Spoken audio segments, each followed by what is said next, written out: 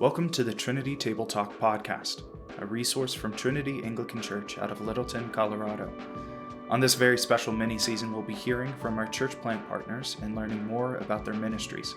My name's Andrew Wininger, and today I'm joined by, of course, Tim Suits, rector of Trinity Anglican Church, and today by Derek Roberts from Hope Church Anglican out of Charleston, West Virginia. Thanks for being on the show. Yeah, thanks for having me. So, Derek, you were an integral part of the foundation of Trinity when it first planted, but you were before my time. Could you give me some background on your involvement with Trinity in its early days and its formation? Probably a lot of keeping Tim grounded, I imagine. So my wife and I moved to the Denver area in 2013, the summer of 2013, to attend seminary, Denver Seminary, and struggled to find a church home that felt like a family. And so we visited a bunch of churches, had a pretty good idea of where our theological commitments lied, and we visited all sorts of places and really didn't find anything that really felt like home. So a professor at seminary was mentioning that he went to this church that was liturgical and charismatic and evangelical and Anglican and all these words that I was fairly confident weren't allowed to exist in the same place. And so we decided that it was worth at least seeing what not to do. And so we showed up a couple months into the semester to Wellspring, and I believe it was after the very first service that Bob Hirsch at Wellspring, who was the greeter there, said, well, if you're a seminary student and you're interested in church planting, you need to meet this curate that we just hired named Tim. And so he introduced us briefly in the lobby at Wellspring that first Sunday, and to describe what happened from that point in any other way than describing it as a miracle is probably not to do justice to what God did. God drew Tim and I together as friends, and then as the church plant began to come together, he put us together as partners in that. And I think that was very much served as a relationship that was one of giftings that were complementary in terms of those early phases of planting. So I essentially did everything that Tim didn't want to or couldn't do. Or couldn't do, more like it. All the things how to do. Yeah.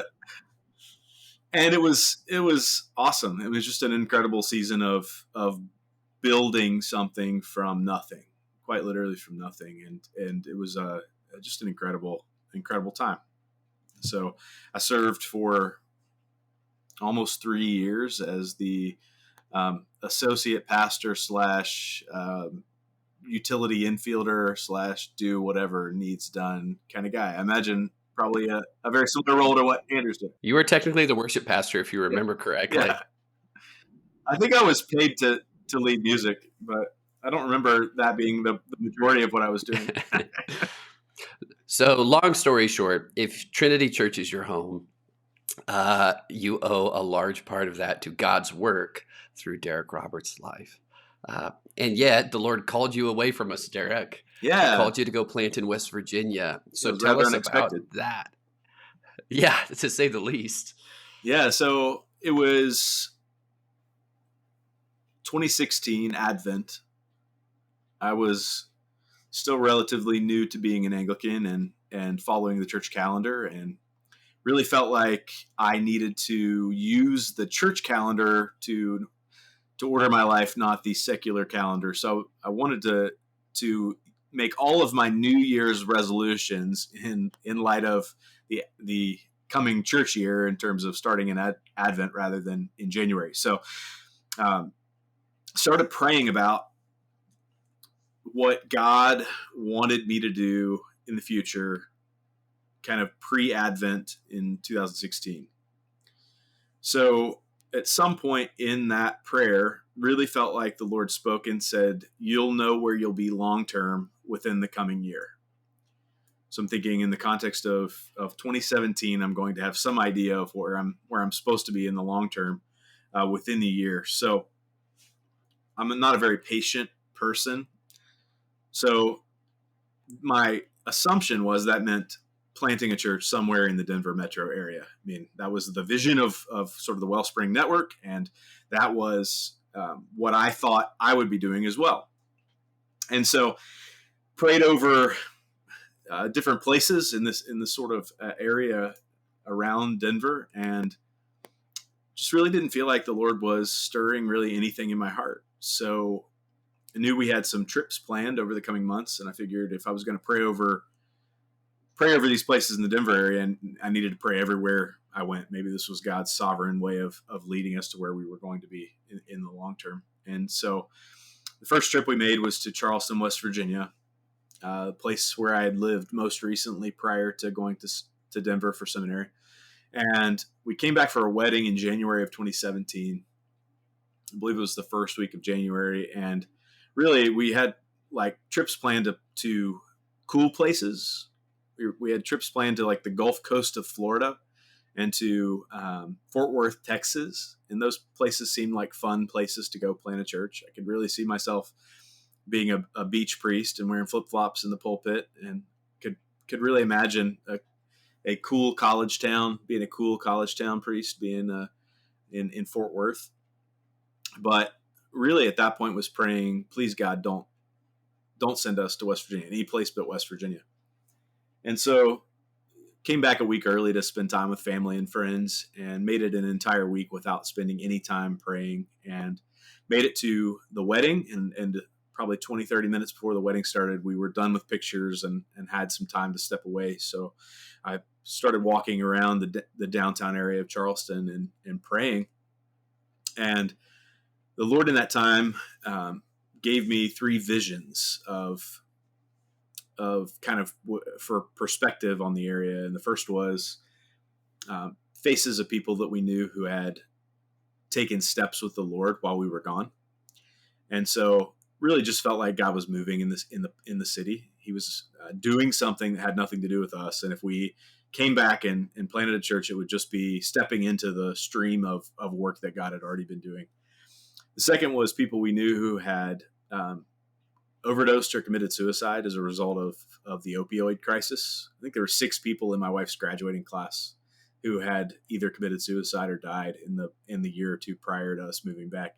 So really, I think for the first time, felt the depth of the need of the area, and just felt brokenhearted for the people who, and really that the clear answer to the problem was the gospel. And so the third was just Jesus himself inviting us to be a part of what he was doing. So really had no idea what to do with that. Took it back to Colorado, sat for my ordination exams the Monday after, and finished the first day of tests, and was sitting down with Tim after. And I just remember at one point he kind of got serious and said, "So do you have any clarity on the future?"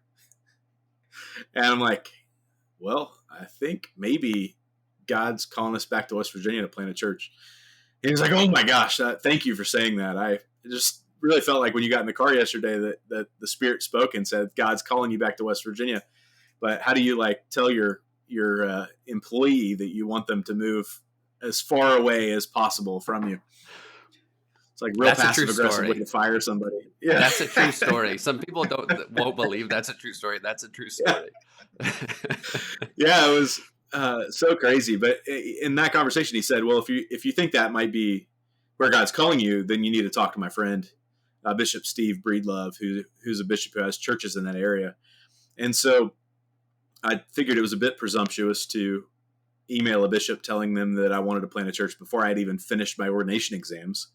So I finished them that week, and then I think it took till the following Wednesday to work up the courage to actually reach out and say that I thought that's what God was doing.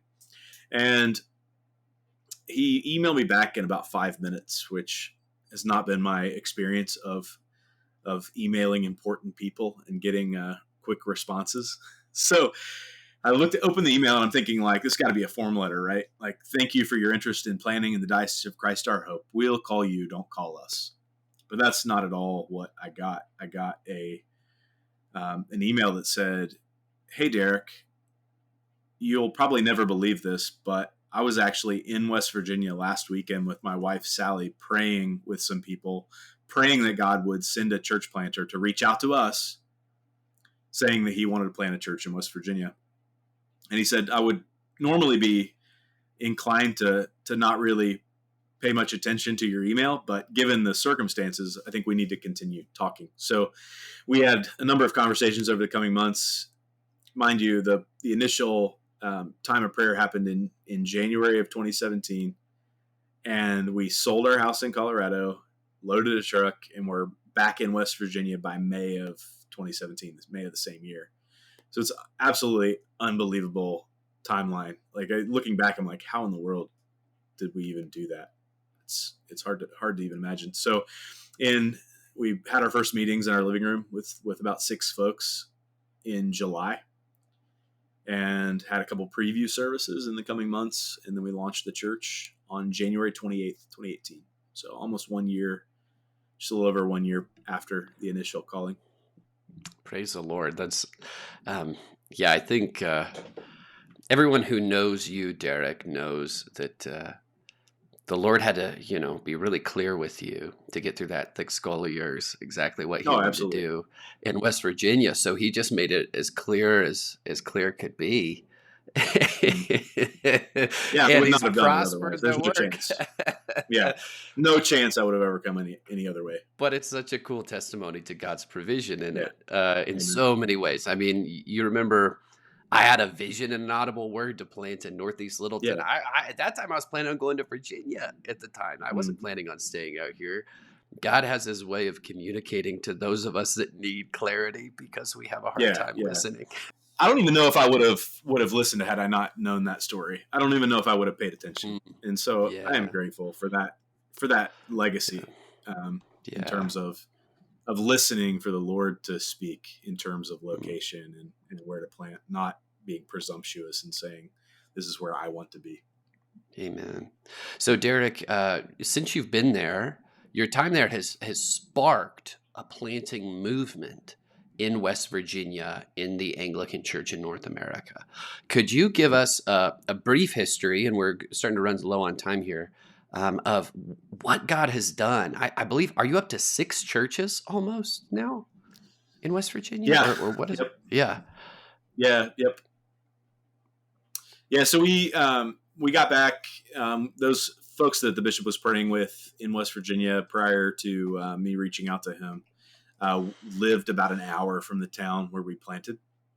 So very quickly on, we decided that it would be smart for us to begin looking to plant something in that direction, to really just make it more accessible to those folks and allow them to participate really in the life of the church and invite their friends and family and all those things.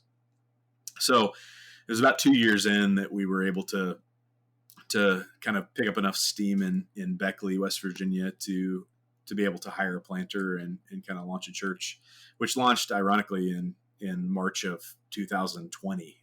If you remember what was going on in the world around that time, it was not exactly the most ideal time to gather large groups of people. So there was lots of phone conversations, lots of one-on-one, lots of outside worship that first year for them, and it really was a beautiful beginning of lowering expectations and allowing things to develop at a pace that was healthy and sustainable. So not long after that, we started having folks coming from the other direction, right? An hour the other way. So we had about 25 folks who were coming over from Huntington, West Virginia. And so again, the same thing. We said, okay, we see this pattern that seems to be a thing. God, what do you want to do with it? And so shortly after that, we had a guy who was ordained in another diocese who started coming to our church, who was teaching at a classical school in the city. And so we decided to get behind him and plant a church in another diocese. And so we sent some folks and this guy to Huntington and planted a church there. And now we've got a church coming from Beckley, up just about an hour up the road in Somersville. Same story. There are a few people coming from that part of town away, and we've hired a planter and are going through the process of getting that church established in Somersville. We've got a group meeting in Morgantown, and hired a planter there a couple weeks ago. And we have actually the oldest church in the state in our diocese, Pastor Jim Sally in Parkersburg, which he's kind of the guy who was tilling the hard soil before God was really moving in exciting ways. Lots of people are reaching out now saying they want to be involved in things in West Virginia, but Jim was doing it before it was cool. Anybody who knows him, he wears cowboy boots and he's like in his 60s, maybe late 50s. He was probably gonna be mad if he hears me say he's in his 60s, but I'll be sure he's to not send a cool this guy. podcast to him. He's the original hipster priest in West Virginia, doing it before it was cool. That's right. Yeah, man. Brother, we're all just so encouraged to see what God's doing there. I mean, it's this forgotten part of the country by so many, but not forgotten in God's work for redemption. And that just encourages me every day to continue in the work of planting churches, but also encourages me to keep my eyes on the overlooked things. Right? Yeah, amen. And the work of God through you there has just been a constant reminder to me to keep my eyes out for overlooked things, because those are the very things that God uses to glorify his name. So, Derek, how can the church be praying for you right now and the work of church planting in West Virginia?